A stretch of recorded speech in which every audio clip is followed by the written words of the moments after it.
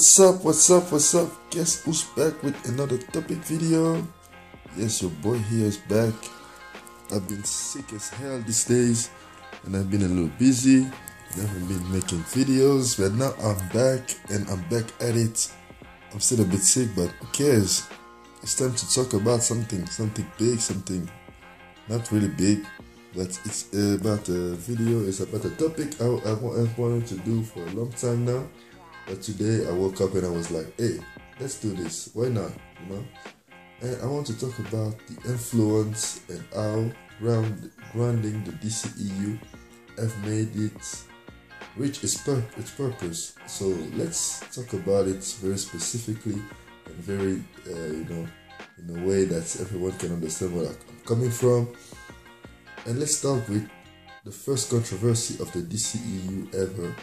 It's the Man of Steel. Man of Steel was a movie released in 2013, and it was the origin story for Superman himself, and it was received with a lot of backlash, not due to the quality of the film itself, but because of the destruction and because of the killing of General Zod at the end of the movie, right?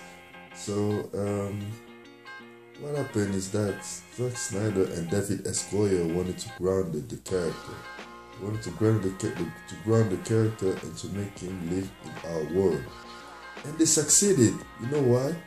Because when you ground Superman and he's fighting other Kryptonians, of course they're gonna have some destruction and people are going to die, and it's an alien invasion.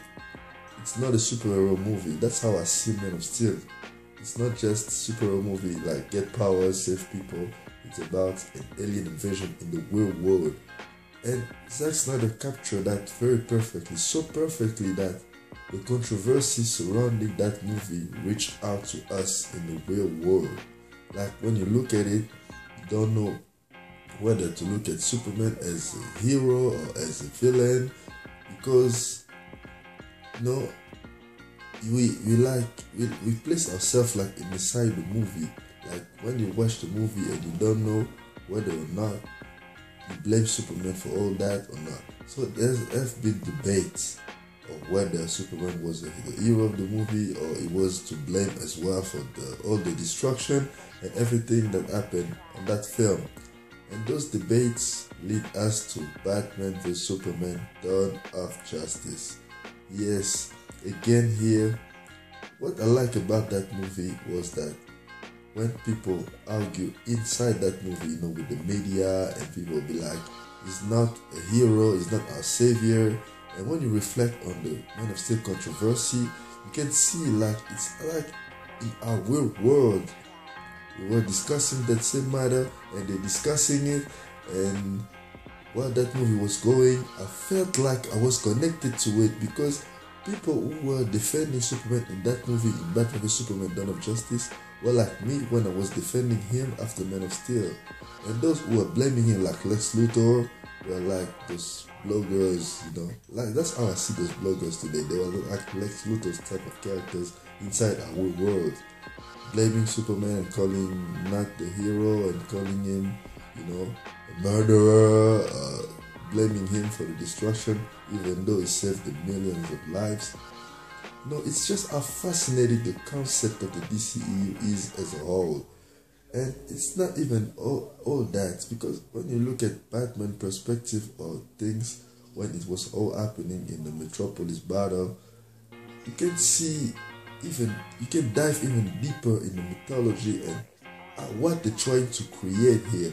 They're not just trying to create a superhero universe. They're trying to create a superhero universe inside our real world.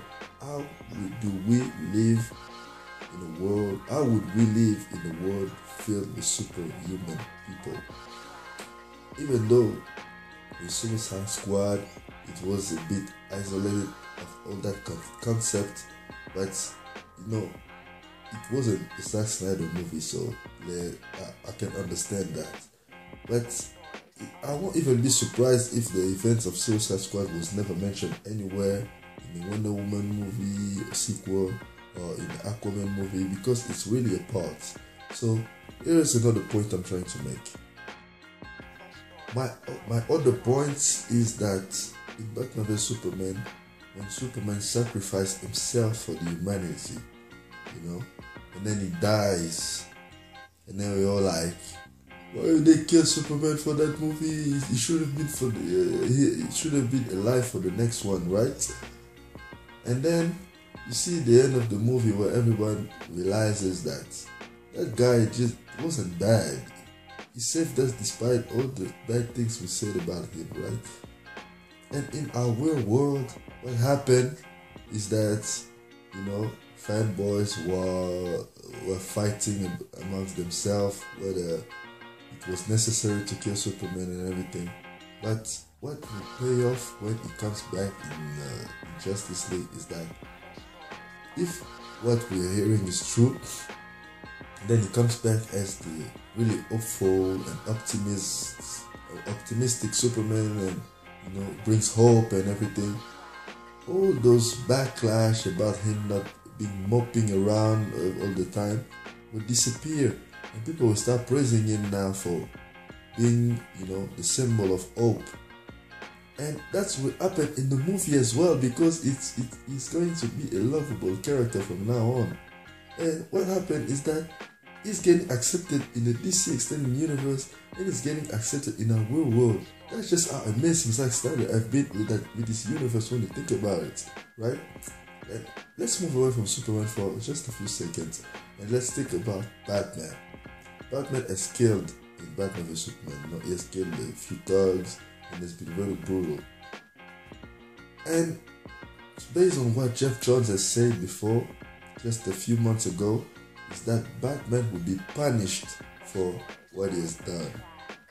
What I take from that is that, all this bitching about Batman is not a killer thing, it's going to come back. And the way he affects this extended universe will affect us in the real world. And it will get us talking and debating online and everywhere. And that's why I say that the DCEU really needs to keep going, man. I really love where they're going with all these concepts and what they're trying to achieve in grounding those characters. They're just not trying to make this a movie, they're trying to create an impact in the mainstream and in the movie history. And I just wish more people will see it the way I see it, because the more I receive movies from the DCEU, the more I'm diving into the mythology, and the more I feel involved, the more I feel like it's more than just a movie universe. It's like they're taking me inside the world. They want me to live in it. They're challenging me as a viewer. They're challenging me as a fan. Hey, you love campy Superman? What do you think about this? You love, the Batman who doesn't kill? What do you think about this? They've been taking a lot of risks, and and get people disagreeing with them, trashing them. Maybe some people talk trash about Zack Snyder, about this extended universe is going to destroy it. But maybe, just maybe, you're just giving them what they want. What they want is discussion, is controversy, is talk. Talk about all the superheroes doing things, questionable things, before accepting what they are and what they should be. I think that's where they're going, and I think they succeeded because that's where they are. So this is what I think about all the DC Extended Universe being introduced to our real world and being grounded. So let me know what you think about all that. And as always, thank you for watching. If you like this, you can click right here to watch more. And thank you. See you next time. Bye-bye. My other points